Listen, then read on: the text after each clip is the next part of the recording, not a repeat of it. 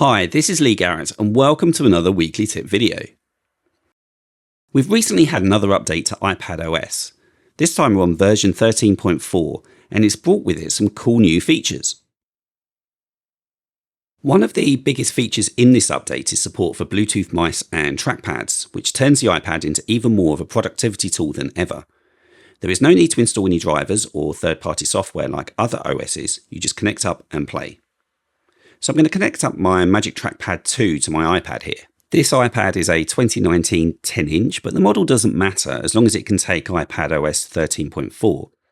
It was connected to my iMac, so I've had to unpair it from there first of all, as it can't be connected to two devices at once. And to connect it, I'm going to go into Settings.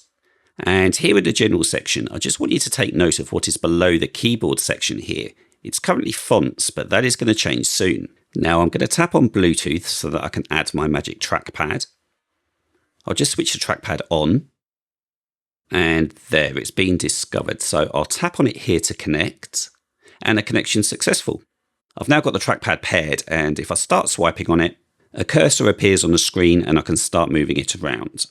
Now that we have that, we could do with taking a look at some of the configuration options that we have for the trackpad. So I'm going to go back across to General now.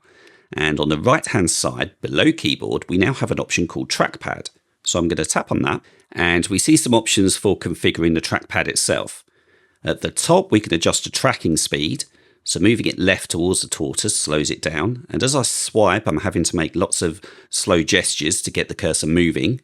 So I'm going to put this back to where it was because I think the default setting is fine for screencasting.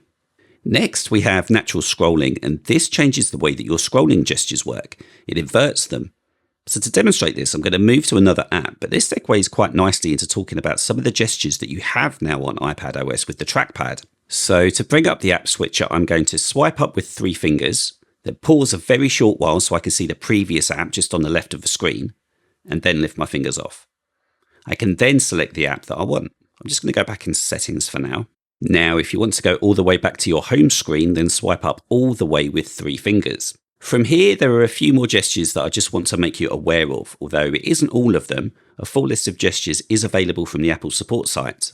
So a standard 2-finger swipe across will take you between screens. On the first page of the home screen, if I swipe across to the right once more with 2 fingers, it brings the Today screen into view. I'll swipe back across to remove it.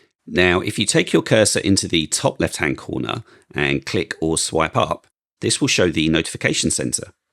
And then in the other corner where the status icons are, I'll click to bring up the control center. That's just a quick preview of one of this week's Apple-related tutorials from Screencasts Online. Screencasts Online is your premium source of Apple-related video tutorials.